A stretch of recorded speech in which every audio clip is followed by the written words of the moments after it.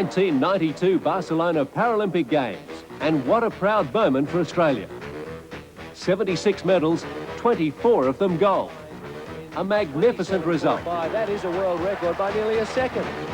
Here this morning on Australia's birthday, we welcome you to the Harbour City, Sydney, as our wheelchair road racing champions take to the streets once again to battle a top international contingent in the 1993 Ausday 10K wheelchair race. Happy Australia Day and welcome to the Qantas Ausday 10K, featuring the finest field of wheelchair athletes ever assembled in this country. And with so many IOC delegates in Sydney, it's another modest step along the way in Sydney's powerful bid to win the Olympic Games in the year 2000. Conditions are very pleasant here. It's on the cool side, and that is certainly going to suit the athletes. Well, down with those elite athletes is Karen Tighe. I'm sure most of you saw some part of the ABC's impressive coverage of the Paralympic Games in Barcelona last year. So Karen is well qualified to give you an inside yardstick on these fine performers. Yes, Gordon, well over 100 world records were set at the Barcelona Paralympics last year, showing just how far the standard of competition has come. We've got a lot of those medalists competing today. There's 109 competitors in all from some 15 countries. You can see them just starting to make their way to the starting line now. The start just minutes away. We can expect speeds of up to 40 kilometres an hour on the flat, so we're in for some great racing today. Thanks, Karen. And joining me in race commentary is the founder and the former Olympic champion who held every world record from 400 to 10,000 metres, Peter Trotter. Peter, what are you expecting? I expect a sensational race today, Gordon. The quality of the field is absolutely outstanding. In the men's section, the likes of Jan Matten and Jim Knab and Krisha Chabot will really push the pace along out front. And in the ladies' race, the sensational match race between Connie Hansen and Louise Savage is just going to be something to watch. Let's have a look at the course then. It starts at the Opera House, nestled alongside Circular Quay. They go through the quay and then wind their way around the harbour foreshores, down through the Rocks area, under the Sydney Harbour Bridge, past Pier 1, and up to a hairpin, which is near the Patrick Stevedoring at Darling Harbour. They then come back down the course, retracing their steps, back under the Harbour Bridge. Very scenic conditions here this morning. It really is a very beautiful course. Down through Circular Quay, back to the start-finish line, and then they do one more circuit to complete the 10 kilometres. So that's the scene. It's not the sparkling Australia Day we were hoping for in 1993, but there's still plenty of time left, of course, and this is really going to help things, I suppose, for a course record. Very tense scene here, whereas we're probably 6 or 7 minutes away from the start now, and all of the elite wheelchair international athletes on that front line. Let's have a look at some of the leading contenders in the Men's Open in 1993. The big South African, Krisha Chabot, was beaten into second place by a mere second in last year's Ausday. He's better prepared this time after a mighty marathon win in Japan and a bronze medal in the same event at Barcelona. World record holder Jim Knab is an inspiration to all disabled people. He was an Olympic-class pole vaulter before a motorcycle accident confined him to a wheelchair. He's appeared in television series like MASH, A-Team and Happy Days, and his awesome athletic prowess has taken him to the pinnacle. Australia's big hope in this year's race is Paul Wiggins from Victoria. He improved 3 places from 7th to 4th last year, and another 3 in 93 would suit him fine. He's won the Australian Grand Prix Series for the last 2 years.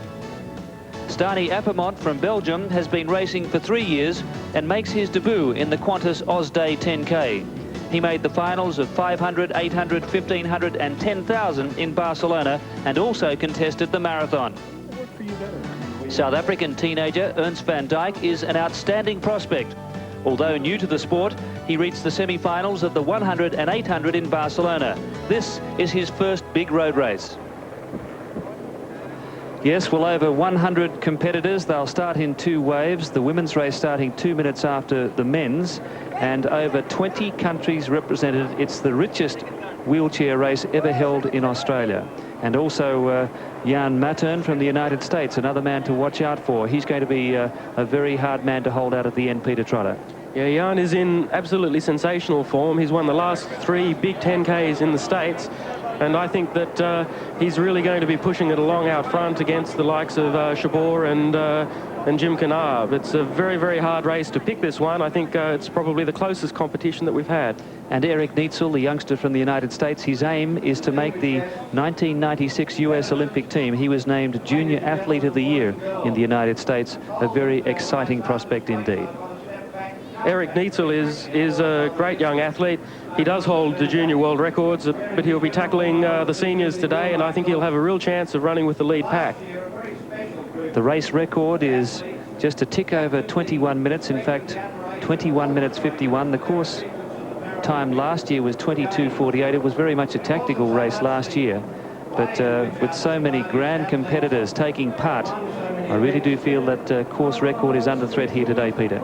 Yes, I think it is. There's a nice cooling breeze. Let's join a great Australian, Normie Rowe. Our home is good by sea. Our land abounds in nature's gift of beauty rich and rare. In history's page let every stage advance Australia bear. In joyful strains and let us sing advance Australia fair.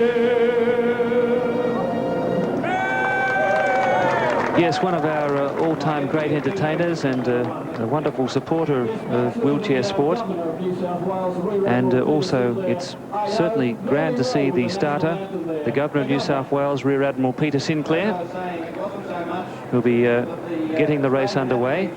But as I say, the women's race will be starting a couple of minutes after the men, and we have the top female competitors in the world taking part here today. Louise Savage and For a third and a second in 91 and 92, Lily Angreny from Germany has the class to go one better this year. The 5,000-metre gold medalist in Barcelona also holds the world record for that distance. Age will be no bar to the European star. 24-year-old Janet Jansen tasted success in this event in 1991. She didn't compete here last year because of Olympic commitments, but is delighted to be back. She took Olympic silver in the 5,000 and the marathon and still holds the Oz race record. 19-year-old Louise Savage from Australia has been a paraplegic since birth.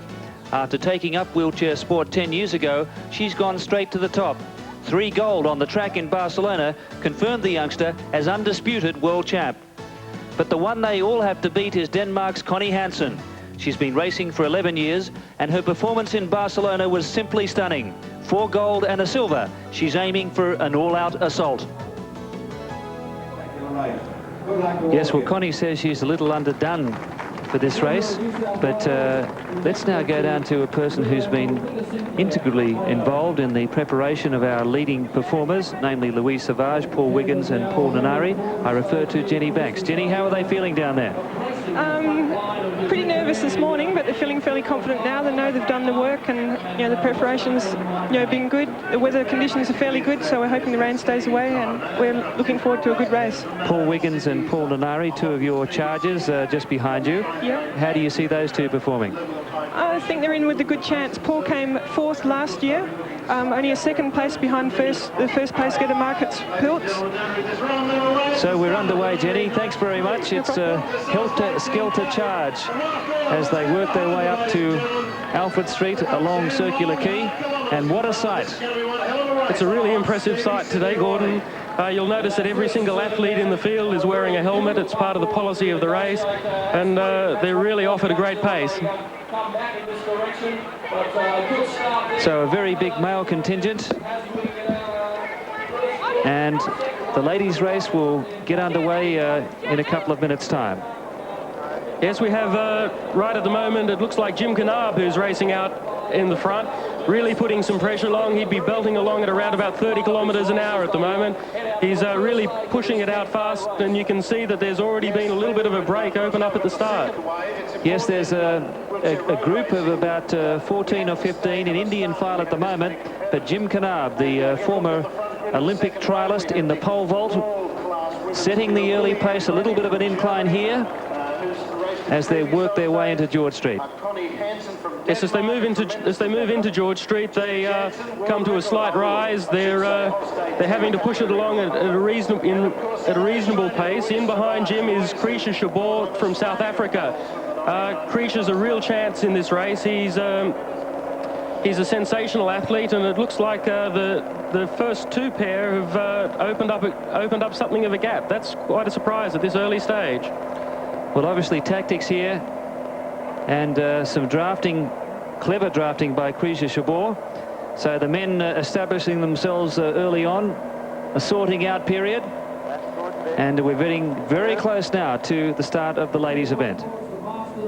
And the juniors, the open men, they're leading the way, they're heading their way round the course. Rear Admiral Peter Sinclair, Governor of New South Wales. And we'll be covering, of course, both races, and it looks like a very good start there for Connie. The ladies' race is off. It's an excellent field in this ladies' race. Connie Hansen and Louise Savage are expected to fight it out between them, but Janet Jansen, the 1991 race winner, is in there as well. And I think if we want a surprise package, then the likes of Tani Gray from Wales is likely to throw in quite a surprise. And look at that little girl there. That's the 8-year-old. Yes, that's young Holly Ladmore, who has been well publicised in the last few days. Holly was given a wheelchair by Jim Canab, and it was a very, very lovely gesture. Janet Jansen from Holland has come up into the front of the pack at the moment. As you can see, they're racing very, very tactically. Connie Hansen has dropped back in the field, and Louise Savage is taking quite a break in behind Janet at the moment. So the men really setting some excellent speed here as they go under the Sydney Harbour Bridge, and it looks as though we have a nice little lead group getting a bit of a break on the main bunch. Yes, the lead group of about 6 or 7 chairs includes Eric Neitzel and Jeff Morault I saw in the field, but Jim Canab is really putting the pressure on out front. He's really setting a solid pace.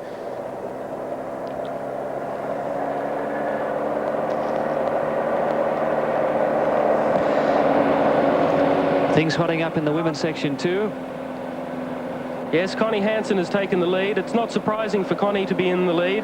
She's a very, very strong female athlete. She's going to push it along because of her level of fitness over the likes of the sprinters like Louise Savage.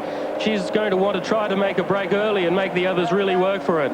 Louise is going to try to take advantage of the draft as much as she possibly can, but Connie is going to try to make them work. Connie seems to have opened up a little bit of a gap at the moment, but Louise is the one who's trying to peg her back.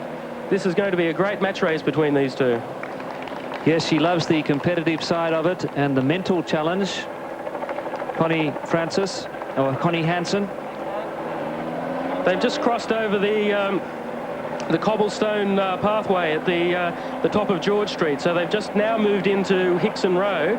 And already Connie and Louise are showing their domination in this race. Connie's doing the work out front, and Louise is going to take as much advantage of the draft that Connie's creating.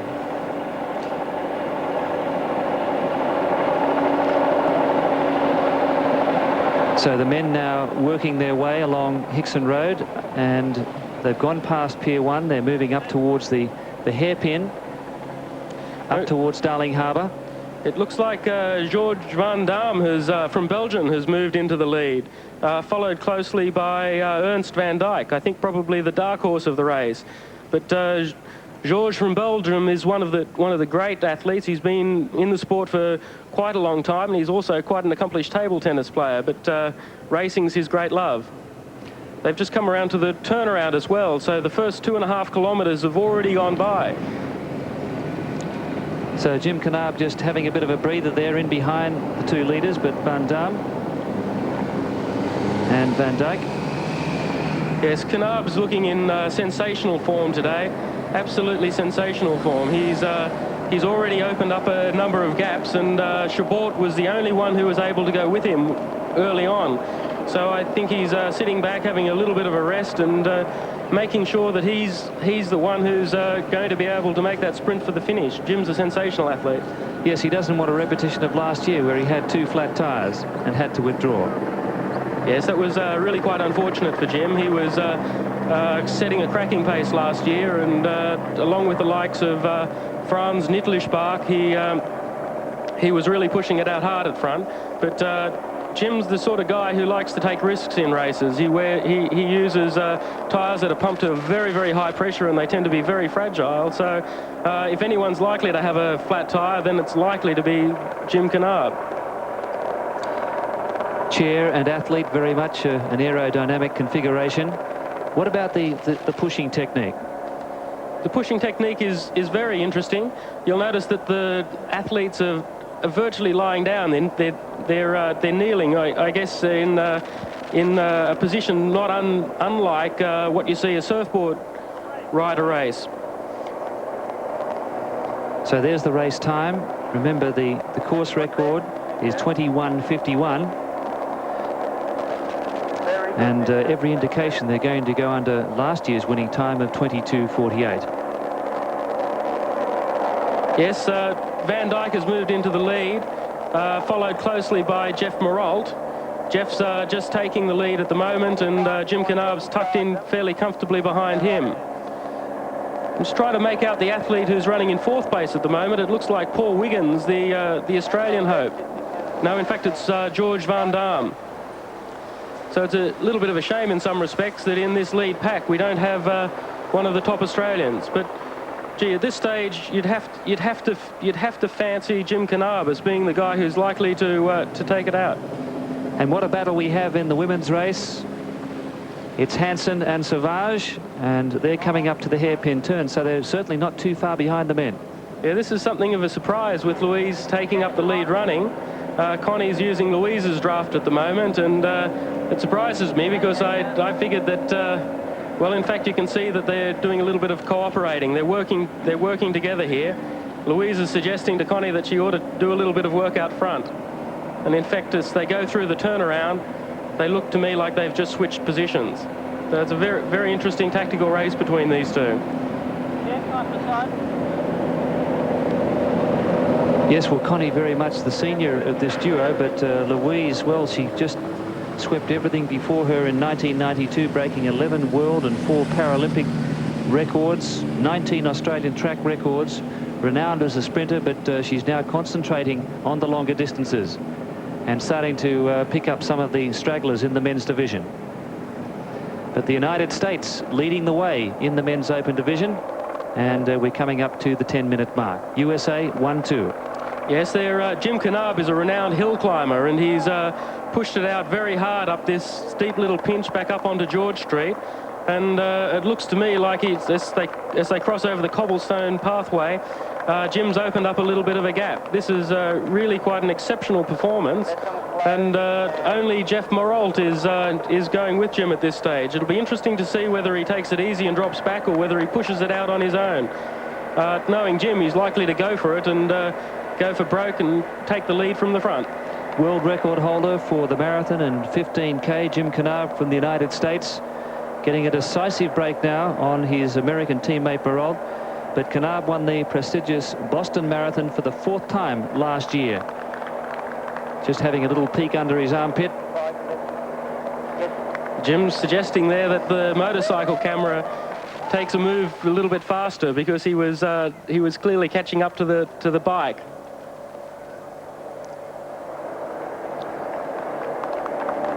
Well, this race provides the highest level of world-class international competition Australia's seen. And Jim Knaab, who is a household name in the United States. He was a magnificent, able-bodied athlete before a motorcycle accident back in 1978. And he's certainly putting the pressure on here as they come back towards the start-finish and the halfway stage of the race.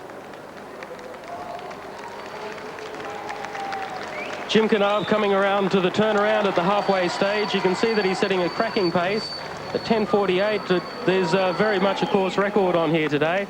Thanks largely to Jim and the outstanding speed that he's pushing along at.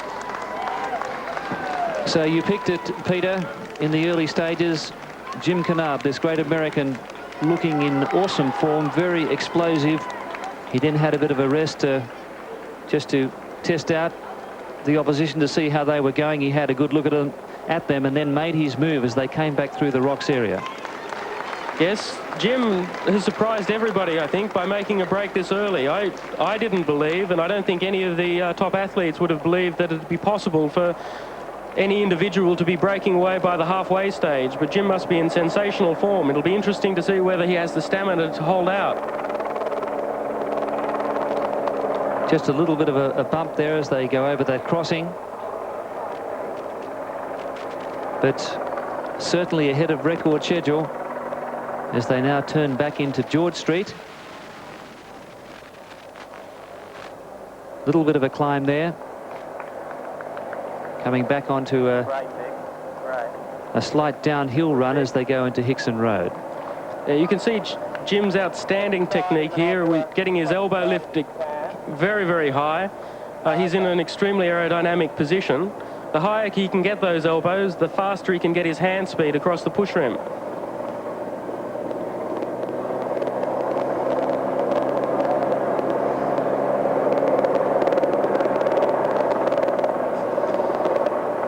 So the gap looks to be a good 50 metres here for Jim Kanab from the United States. In the mid-80s, he had a flourishing television and film career, but you couldn't keep him away from the adrenaline of competing. A natural athlete.